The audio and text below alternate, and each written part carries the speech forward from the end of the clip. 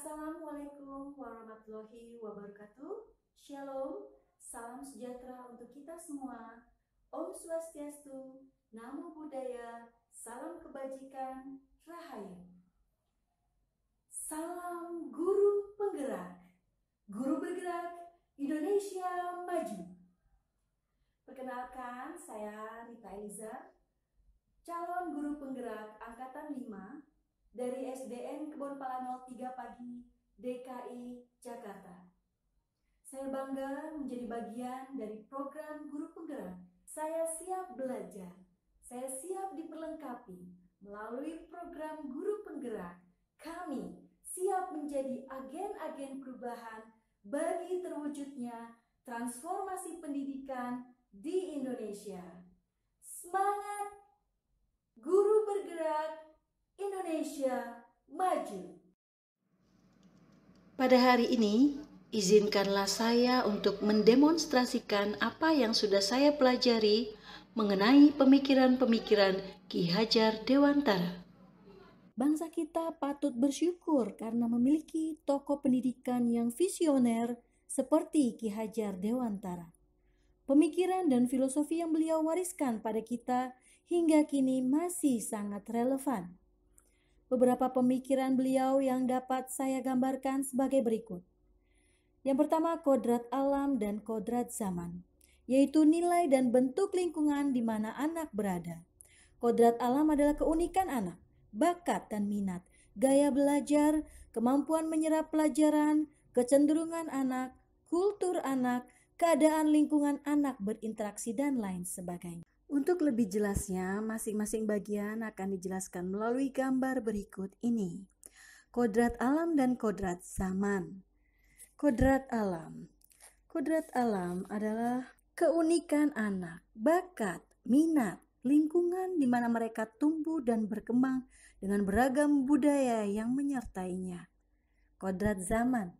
Anak-anak dipersiapkan untuk dapat hidup sesuai dengan tuntutan di zaman mereka.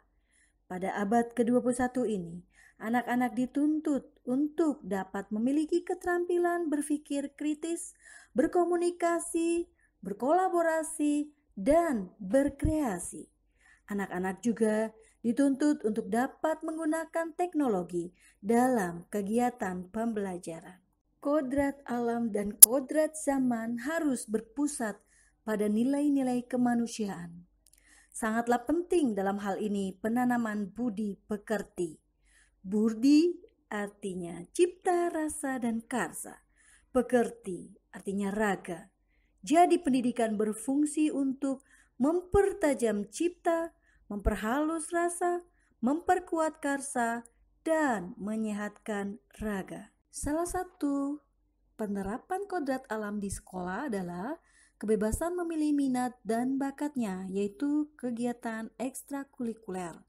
Anak-anak bebas memilih drum band atau vokal atau pantomim, menari, menggambar, kemudian pramuka, PMR, marawis, ataupun kasidah. Peserta didik dengan kebutuhan khusus atau PDBK diberikan layanan sesuai dengan kebutuhannya. Penerapan kodrat zaman. Anak-anak diperlengkapi agar dapat menyikapi perubahan di zaman mereka. Saatnya tumbuh begitu banyak sampah dan limbah. Mereka dapat dengan berkreasi, mengolah, mengubah limbah yang tadinya dianggap sampah, tidak berguna, tidak bermanfaat, dapat diubah menjadi benda yang bermanfaat, bahkan bernilai jual tinggi. Kemudian siswa juga belajar untuk melestarikan kebudayaan daerahnya.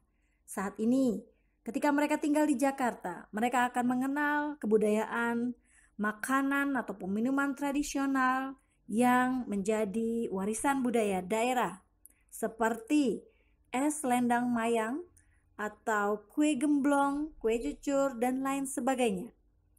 Kemudian di zaman modern ini juga, anak-anak diperlengkapi agar bisa mengikuti pembelajaran jarak jauh dengan metode video conference. Mereka bisa melakukan praktik jarak jauh seperti membuat magnet sederhana, membuat listrik sederhana, dan lain sebagainya. Dasar pendidikan yang menuntun. Ki Hajar Dewantara mengibaratkan peran pendidik seperti seorang petani. Pendidik adalah pamong. Pendidikan adalah tempat persemaian segala benih-benih kebudayaan yang hidup dalam masyarakat yang beragam. Poin yang ketiga, asas pendidikan Ki Hajar Dewantara. Asas yang pertama, kemerdekaan yang dimaksud Ki Hajar Dewantara memberikan kebebasan yang harus menciptakan tertib damainya hidup bersama. Asas yang kedua, menetapkan pengajaran harus memberi pengetahuan yang berfaedah dalam arti lahir dan batin. Asas yang ketiga, pendidikan harus berdasarkan kebangsaan dan menuju ke arah peri kemanusiaan. Asas keempat, mementingkan tersebarnya pengajaran bagi rakyat umum. Yang kelima, pendidikan harus mampu mengubah watak dan sikap bangsa untuk menjadi bangsa yang mempunyai derajat yang tinggi dan sejajar dengan bangsa lain. Asas keenam, mewujudkan pendidikan yang berorientasi pada kepentingan bangsa dan berjiwa ketimuran. Asas yang ketujuh, menolak pendidikan yang hanya mengajarkan masyarakat hanya menjadi masyarakat pekerja yang lupa akan tujuan hidup. Oleh karena itu, Ki Hajar Dewantara berusaha untuk mengenalkan konsep pendidikan dan pengajaran yang mampu membuat masyarakat menjadi manusia seutuhnya. Poin yang keempat, kerangka pemikiran Ki Hajar Dewantara. Dasar-dasar pendidikan yang dibahas di dalam sesi ini adalah arti dan maksud dari pendidikan. Yang kedua, hanya tuntunan dalam hidup. Yang ketiga, perlukah tuntunan pendidikan itu? Yang keempat, dasar jiwa anak dan kekuasaan pendidikan. Yang kelima, tabiat yang dapat dan yang tidak dapat berubah. Yang keenam, perlunya menguasai diri dalam pendidikan budi pekerti. Ketujuh, jenis-jenis budi pekerti. Dan kedelapan, naluri pendidikan. Kemudian, beliau juga mengembangkan metode Montessori, Froebel, dan taman anak. Permainan anak adalah pendidikan. Berikutnya adalah pembiasaan. Dengan melakukan pembiasaan, diharapkan anak terlatih untuk memiliki kreativitas, memiliki kesopanan, dan lain sebagainya. Yang pertama, 5S, senyum, sapa, salam sopan, dan santun. Kemudian anak-anak juga terlatih untuk memiliki spiritual yang baik dengan melakukan kultum, sholat duha, ataupun ibadah doa pagi bagi yang Kristen.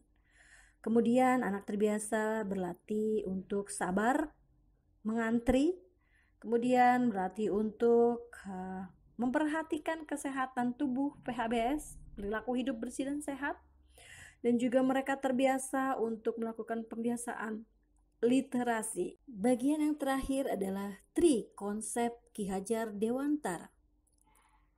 Konsep yang pertama adalah trikon, continue, konvergen, dan konsentris. Pendidikan adalah suatu proses yang harus terus berubah dan berkembang sesuai dengan kondisi zaman dan juga kondisi peserta didik. Kontinuitas artinya harus berpusat pada nilai-nilai kebudayaan asli bangsa Indonesia atau local wisdom. Harus menjadi akar sebuah pendidikan. Konvergensi artinya pendidikan harus menanamkan nilai-nilai kemanusiaan agar seorang anak dapat hidup sebagai manusia seutuhnya. Konsentris artinya pendidikan harus menghargai perbedaan. Pendidikan harus menjunjung tinggi keberagaman. Ajas tri yang berikutnya adalah trisentra. Terdiri atas sekolah, yaitu guru, kepala sekolah, dan siswa. Kemudian keluarga yang terdiri dari orang tua atau wali murid. Dan masyarakat yang terdiri dari komite sekolah dan organisasi profesi. Berikutnya adalah triloka. Ingarso sumtulodo. Artinya, dari depan memberikan suri toladan bagi semua orang di sekitarnya. Ingmadio mangunkarso artinya, di tengah-tengah dapat membangkitkan semangat terhadap peserta didiknya. Tutwuri handayani artinya, sebagai guru dapat memberikan dorongan moral dan semangat kepada peserta didik ketika kita Konsep tri yang terakhir adalah tringo. Ngerti, ngeroso, ngelakoni. Untuk mendukung trilogi pendidikan tersebut, Ki Hajar Dewantara memiliki prinsip 3N dalam belajar, yaitu niteni, niroke, nambahi. Tringo meliputi ngerti, ngeroso, ngelakoni, yang mengandung makna dalam mencapai sebuah cita-cita.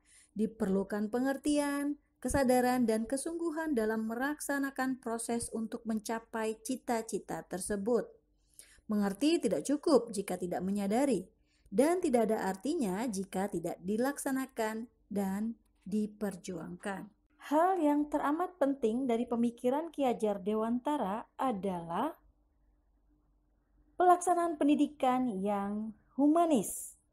Artinya, pendidikan harus memerdekakan. Itulah sejatinya pendidikan, memberikan kebebasan kepada seorang anak untuk mendapatkan haknya, yaitu hak belajar. Selain itu, pendidikan hendaknya berhamba pada siswa. Artinya menempatkan siswa sebagai subjek dalam pembelajaran, bukan sebagai objek dalam pembelajaran. Karena itu, sebagai pendidik, menjadi tantangan bagi kita semua di zaman revolusi pendidikan menuju era 5.0. Bagaimana kita mempersiapkan anak-anak didik kita agar mereka dapat hidup beradaptasi di zaman mereka kelak. Tugas kita adalah memperkuat kodrat-kodrat alami mereka agar anak didik kita bisa menjadi anak-anak yang mampu berdiri di atas kaki mereka sendiri, menjadi anak-anak yang selamat dan berbahagia dalam kehidupan mereka di masa mendatang.